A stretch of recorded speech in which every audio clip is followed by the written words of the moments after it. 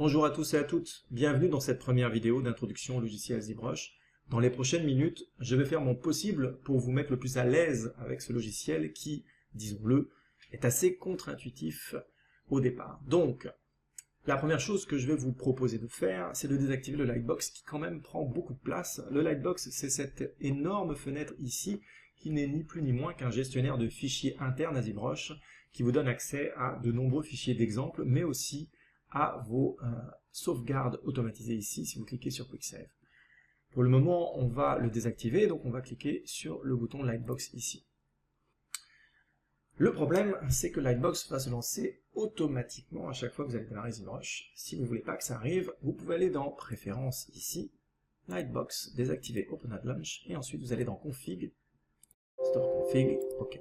Maintenant, on s'est assuré que le Lightbox est désactivé par défaut.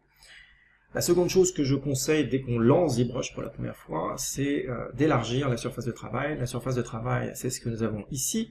Et nous avons comme une surface vide tout autour, grisée, donc on va s'assurer d'augmenter cette zone de travail. On va aller dans Document, New Document, et on va s'assurer que WSize est activé. Si jamais il vous pose une question, c'est qu'il veut sauvegarder, dites simplement non. Pour le moment, on n'a pas fait grand-chose.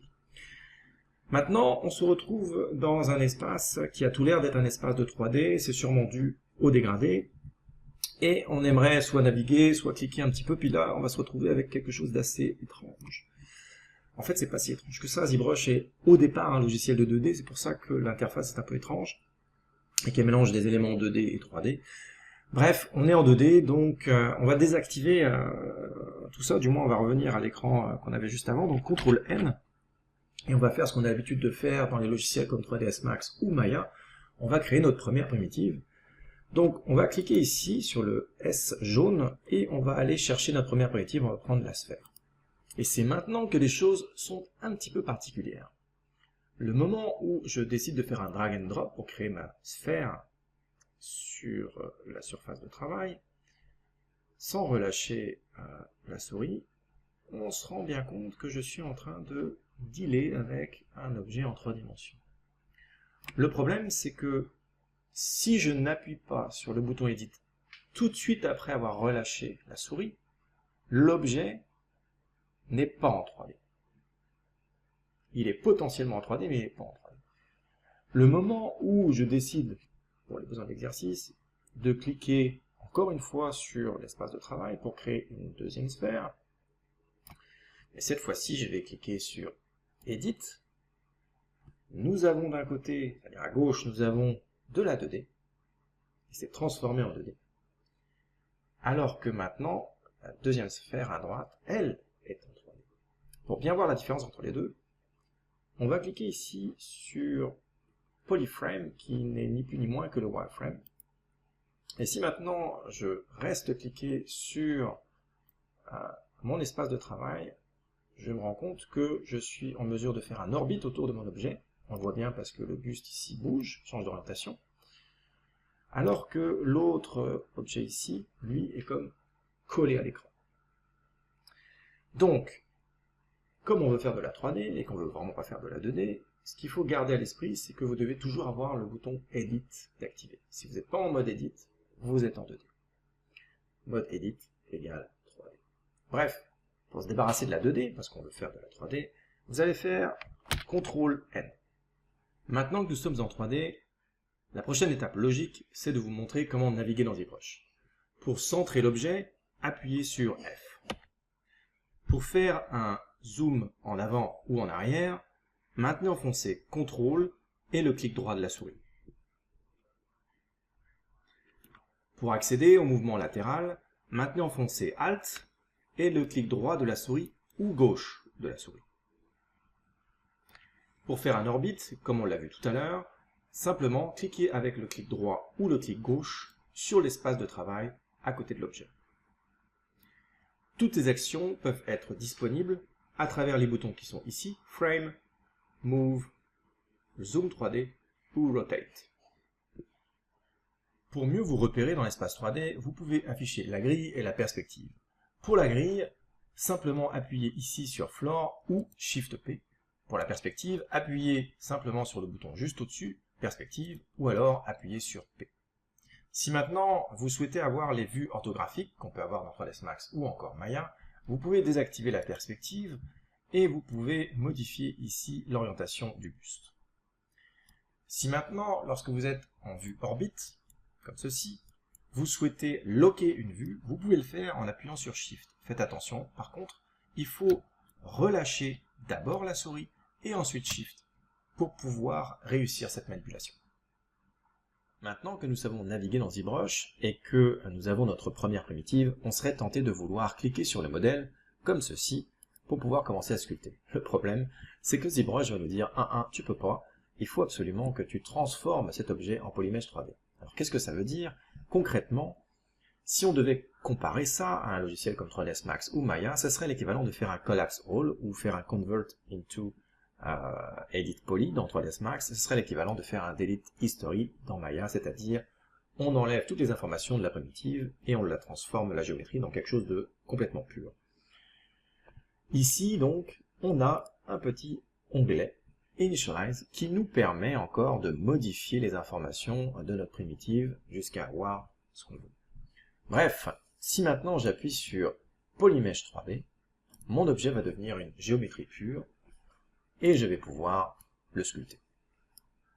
Donc, pour résumer ce qu'on a pu voir jusqu'à maintenant, pour commencer à sculpter sur votre première primitive, là ce que je vais faire, je vais demander à réinitialiser ZBrush, ce qui est l'équivalent en fait de redémarrer ZBrush. Donc je vais vous montrer ce qui se passe quand vous arrivez le matin et que vous lancez ZBrush, ce que vous devez faire pour commencer à sculpter. Donc là on va réinitialiser, donc c'est comme si je redémarrais. Voilà. On clique ici, on va chercher notre primitive, peu importe laquelle, évidemment. Ensuite, on drag and drop. J'appuie sur Edit ou sur T. Je fais un Make Polymesh 3D. J'appuie sur ma perspective. Je peux même appuyer sur F. Et voilà, je peux commencer à sculpter.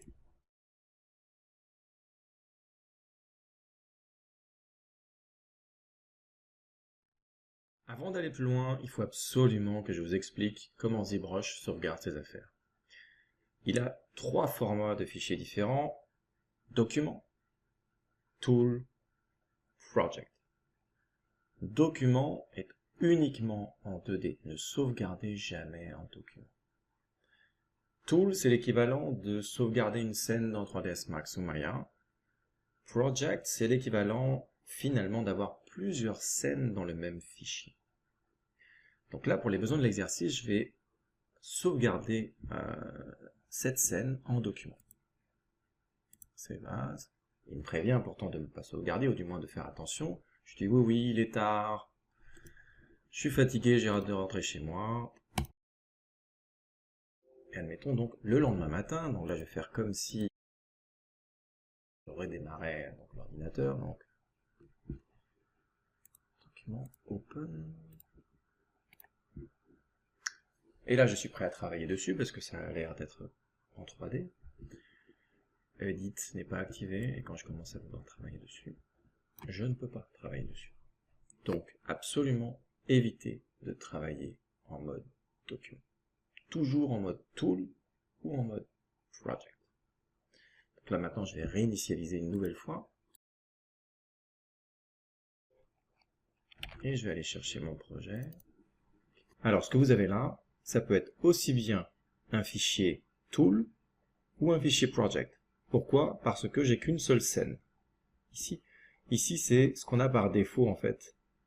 Pour chaque scène ou projet ZBrush. Et ici, j'ai juste un seul. Okay, c'est la même chose ici.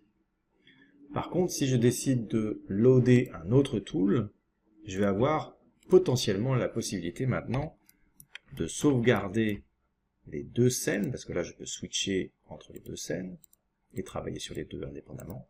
Si maintenant je sauvegarde, CTRL S, et là, ça va être un project, on voit ici, project. Là, ça va me permettre de sauvegarder les 2 scènes en même temps. Un autre avantage qu'il y a entre Tool et Project, c'est que Project va vous permettre de sauvegarder l'historique. Ça veut dire que vous travaillez sur votre modèle, parce que l'historique, en fait, c'est ce qu'il y a ici. Donc on peut revenir comme ça à différents niveaux de votre historique. Et l'avantage donc du Project, c'est de sauvegarder. On peut activer ici le Undo History, et lorsque vous allez sauvegarder ici, ça va vous permettre de sauvegarder non seulement les deux scènes, mais aussi l'historique.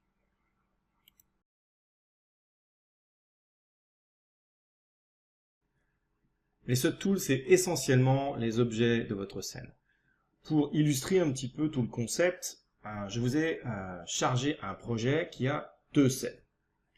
Nous avons une scène ici avec 4 subtools. Il y a le petit chiffre ici qui nous indique le nombre de subtools. Et j'ai une autre scène ici avec un corps qui, lui, n'a qu'un seul subtool. Alors, pour voir vos subtools, il faut aller dans la palette subtools ici.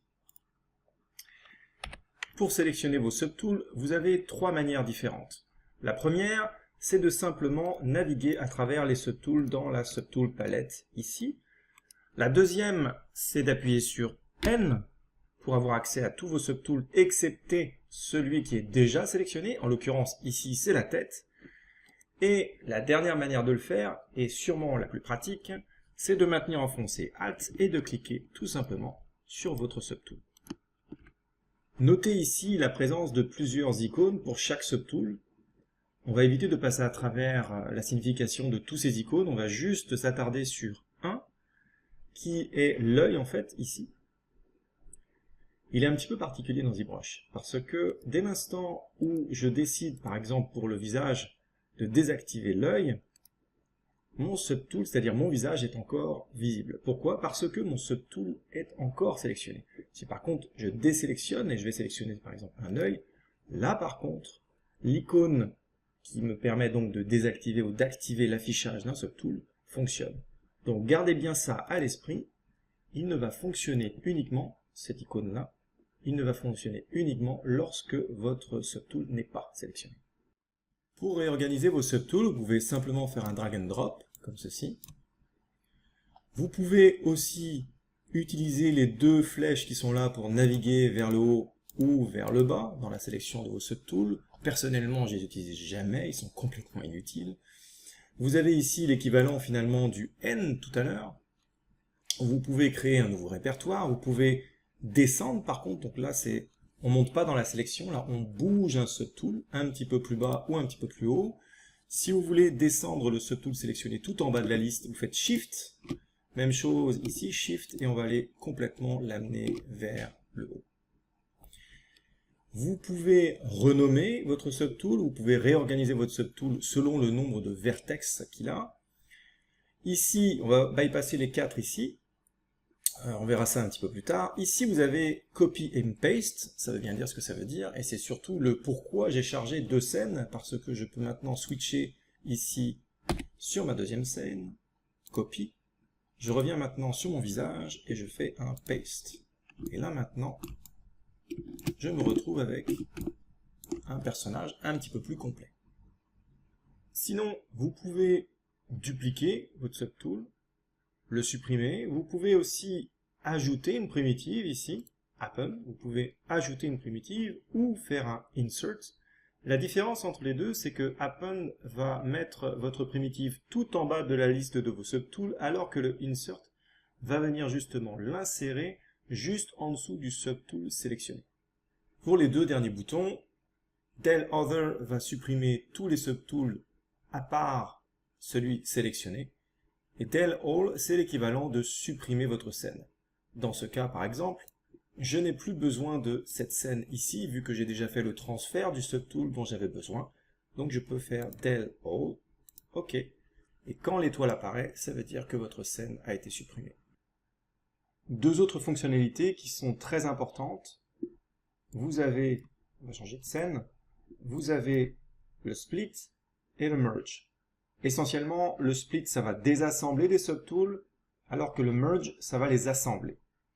Alors, pour les besoins de cette démonstration, je vais assembler ici ces éléments avec le merge. Et on a, j'ai presque envie de dire, deux types de merge, parce que celui-là, on l'utilise assez rarement. Vous avez le merge down, qui est essentiellement, c'est merger, assembler le subtool sélectionné avec celui qui est juste en dessous, alors que le merge visible, ça va être tous les subtools et il va en créer un seul. La différence entre les deux, c'est que le merge down va le faire dans la même scène, alors que le merge visible va créer une nouvelle scène. Donc si je vous fais une petite démonstration ici, et que je fais un merge down de la tête sur le corps, un petit avertissement, et voilà, maintenant j'ai la tête et le corps, un seul subtool, et je peux continuer comme ça à faire l'ensemble de ma scène. Je vais garder un subtool pour que vous voyez la différence, parce que maintenant, si je fais un merge visible, il m'a créé une nouvelle scène ici avec un seul subtool. Donc je peux toujours revenir à mon ancienne scène si jamais je veux faire autre chose ou un autre assemblage. Si maintenant je veux désassembler, je vais aller dans Split ici, et je peux faire un groupe Split. Ok, et là maintenant vous allez voir, tous mes subtools ont été désassemblés. Là j'ai toutes les parties de mon corps. Si jamais le split ne fonctionne pas, ça veut sûrement dire que vos polygroupes ne sont pas corrects. Pour être sûr que ça fonctionne, vous pouvez descendre ici, aller dans Polygroup et cliquer sur Autogroupe et ensuite refaire le split, ça va fonctionner.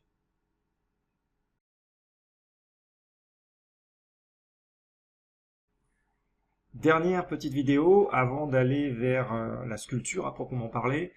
On va parler de tout ce qui est déplacement et de la symétrie dans les déplacements. Donc en gros là, si je devais schématiser très vite, c'est la différence entre 3ds Max, Maya, Blender et puis ZBrush. C'est-à-dire que ZBrush, quand on appuie sur Edit, on est en mode Draw, donc on est en mode Sculpting. Et dès l'instant où on veut venir un petit peu à un mode plus classique, c'est-à-dire déplacement, Rotate, mise à l'échelle, Scale, on peut le faire aussi dans ZBrush, et c'est soit en appuyant ici sur Move, Scale ou Rotate. Les shortcuts sont assez classiques aussi, c'est WER. Alors avant, on avait un mode qui s'appelait le Transpose. Pour le voir, en fait, vous désactivez le gizmo 3D ici, et là on a une sorte de truc un peu bizarre. Je vous le dis tout de suite, l'utilisez pas, vous allez sûrement le voir dans des vidéos sur YouTube ou autres, qui datent un petit peu. L'utilisez pas, il est obsolète, donc ça vaut plus vraiment la peine de s'en soucier, il va sûrement disparaître dans les prochaines versions. Donc pour activer le manipulateur universel, on clique ici, de toute manière il est activé par défaut maintenant.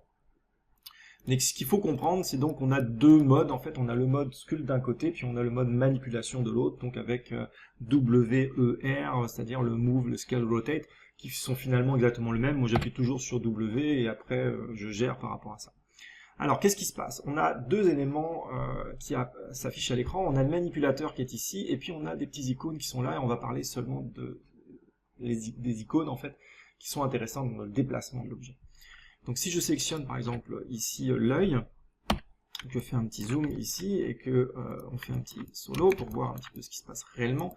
Donc, je peux faire un scale sur un axe, je peux faire une rotation sur un axe, je peux faire un déplacement, voilà. Ce qui est intéressant de savoir aussi, c'est quand vous allez faire ces opérations-là, si vous restez appuyé sur Shift, vous allez avoir des incrémentations un petit peu plus clean, entre guillemets, c'est-à-dire que le scale va être tous les 0.5, la rotation, ça va être tous les 5 degrés, et vous allez avoir un déplacement qui va être 0.01. Voilà. Donc ça, c'est bon à savoir. Pour ce qui est des éléments au-dessus, alors il faut noter que on va seulement parler des 4 ici, là. Donc le premier, c'est pour loquer ou déloquer en fait les fonctionnalités. Moi par défaut, je vais appuyer donc sur Alt, mais vous pouvez simplement appuyer dessus, ça revient au même. Voilà. Alors ce que ça fait, c'est que là on voit par exemple que si je fais un orbite autour de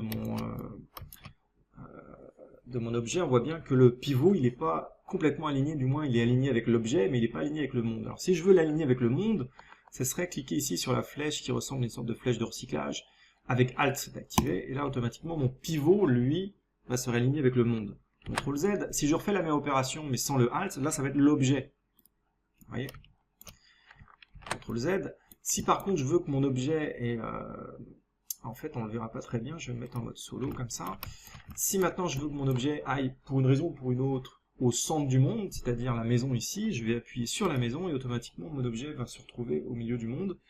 Si je veux que ce soit mon pivot qui aille au centre du monde, pour une raison ou une autre, et bien ça sera avec Alt et je vais cliquer là-dessus. Donc mon objet reste là, mais mon pivot maintenant se retrouve au centre du monde. Je peux aussi le réaligner avec Alt, et voilà. CTRL Z. Maintenant, on va parler un petit peu de comment est-ce qu'on peut créer un objet from scratch, le placer et avoir une symétrie. Donc là, on va faire l'œil, on va mettre l'œil de l'autre côté, et ensuite on va bouger les yeux en symétrie. Donc je vais supprimer les yeux ici.